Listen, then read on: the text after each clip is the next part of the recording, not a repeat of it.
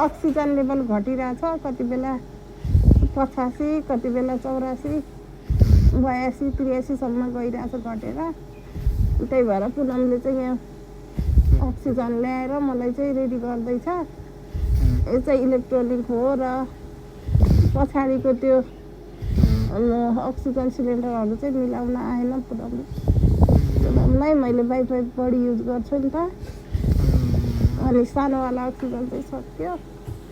त्यही भएर यो अक्सिजन चाहिँ नानीले रेडी गर्दैछ। नानीले हामी दुईको काम गर्दा गर्दा हिजो राति 2 बजेको थियो, बल्ल बल्ल सुत्न पायो।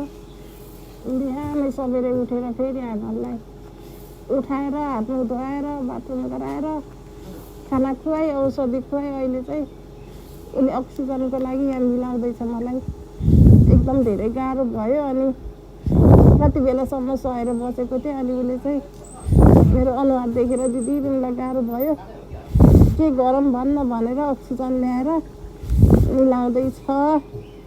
सायद यस्तो बहिनी त भाग्यमानले मात्रै पाउँछ, जसमा म पनि परेँ।